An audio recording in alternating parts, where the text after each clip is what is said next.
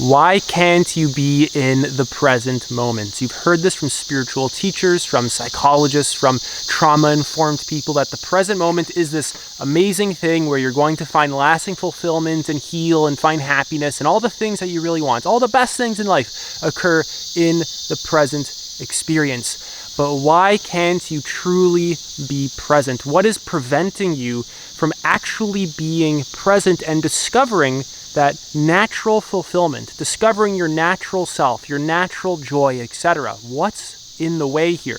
It's actually a combination of various things that you need to understand quite deeply, or else you're going to remain stuck in your current patterns. You're going to remain disconnected from the present experience and yourself. So in this video, we're going to be addressing a lot of the core things that keep you disconnected from your present experience and unconscious of it. The things that keep you in autopilot mode, the things that kind of keep you feeling away from the present moment, feeling disconnected from it. So the first point that I actually really need to address is that you need to practice. You need a meditation practice. You see, your mind is always pulling you away from the present moment with its thoughts, with its worries, with its pains, with the things it wants to avoid, with its concerns, with its anxiety, right? All this kind of stuff. You need to practice meditation so that you can actually begin to make contact with the present moment. You need to kind of build up your ability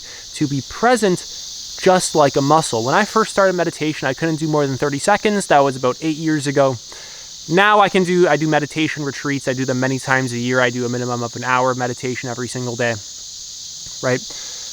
You need to build up that skill.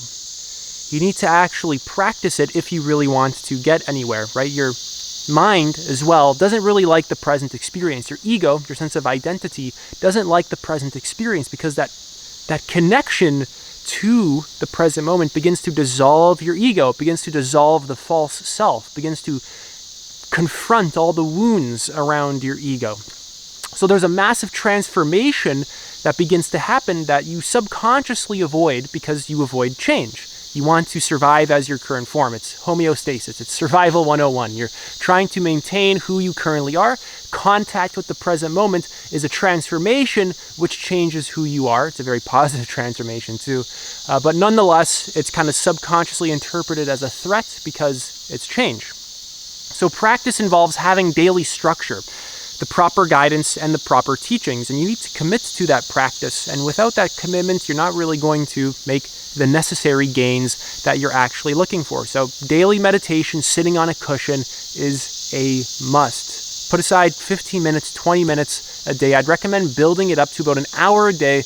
I'd even recommend going on a meditation retreat. Do a Vipassana retreat. These are extremely transformative experiences that are truly needed to access the level of depth, well, that you need in order to make very significant progress here.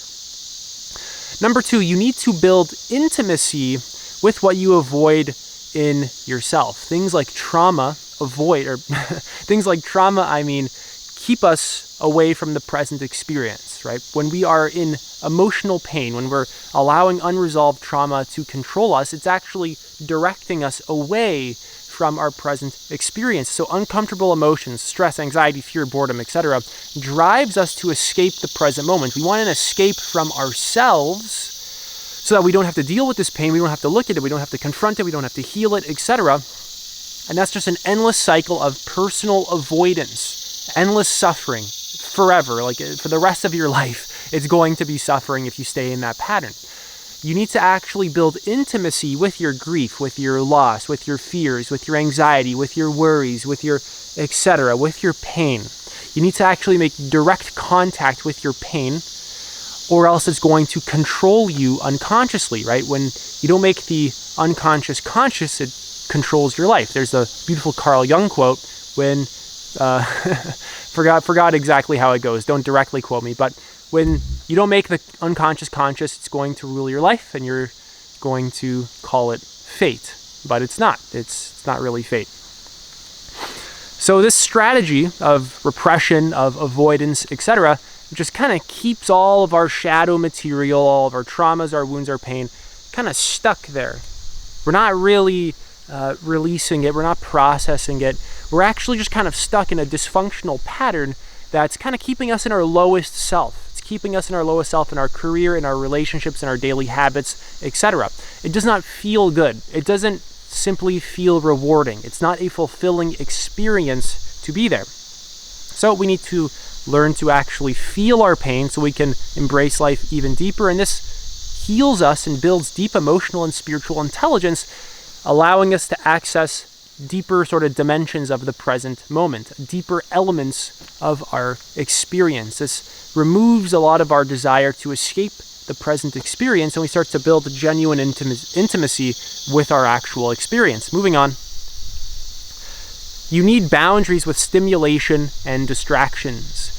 Distractions in the external world are basically everywhere. I've made a lot of videos about this, but our phones, TVs, junk food, people, there's so much stuff that's constantly trying to grab our attention. And if we want to actually access the present moment very deeply, you need to set boundaries with all of these things, right? Instead of going outside to go hang out with people, it's like, I'm going to wake up, I'm going to do my meditation practice, or I'm going to do this, then I'm going to go and, spend time with people. That's perfectly fine. Instead of spending all day on this thing right here and scrolling on Instagram and checking endless YouTube videos and kind of just, destroying your mind, right? I'm only going to spend 15 minutes a day on my phone, and then I'm going to let that go. Instead of eating junk food and numbing my mind and destroying my body, destroying my capacities and my well-being, I have to set boundaries with junk food. I actually can't eat a lot of junk food and actually expect to kind of just be okay psychologically and emotionally and spiritually and of course physically. I have to set boundaries with these things because they're destroying my ability to be in the present moment, right? There's a ridiculous amount of kind of endless distractions, an endless sea of distraction that is going to be there for the rest of your life. And you need to learn how to actually navigate it so that you don't get lost in it endlessly, right? So these distractions hijack our minds and they get us to react in an unconscious fashion. They're actually kind of activating our shadow material. We form addictions to these things and they just kind of endlessly drain our energy, thus making it harder to actually be in the present moment because we don't have the necessary energy to give to our practice, our meditation practice, our ability to be present. You actually need your precious energy that you're giving to all these things in order to actually make meaningful progress. Right? So to kind of summarize this, there's constant distractions in our world that keep us numb that you need to actually watch out for. You have to recognize that they are extremely addicting and that they feed off of your shadow. They feed off of your wounds. Right? Your avoidance of yourself pulls you to form addictions. Your traumas pull you to form addictions, right? There's unresolved trauma that actually needs to be healed by building intimacy with your pain and not avoiding it, by directly moving towards those parts with a sense of curiosity, with some presence, with some compassion, with some patience, with some calmness, with some courage, right? To reintegrate that pain in the parts of you that you pushed away. That's really the healing of trauma. I got a lot of videos on that already, and I'll have more in the future. Right? There's junk foods that make us dull. There's our overworking culture.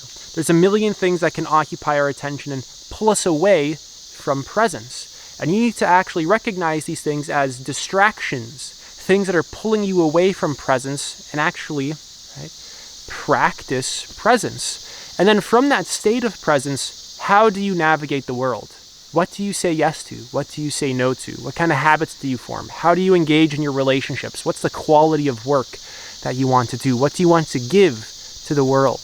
How do you experience your sense of self? Who and what are you existentially, etc.? So understand that you are not able to be present because this combination of factors is actually destroying you and destroying this ability and robbing you of your joy. And you need to overcome these challenges, or else you're, as they say nowadays, or else you're cooked, or else you're not really going to really experience what it's like to live a fulfilling human life. So that's it for this video. If you want to go very deep into this kind of work, I'm running an online community where I'm doing group coaching. There's my course, my curriculum. There's a whole bunch of resources, tools, etc. for this kind of work. I'm also doing one-to-one coaching. You can apply to work with me one-to-one, where we go at an extreme level of depth, just you and I. So you can do that. Links in the description. See you later.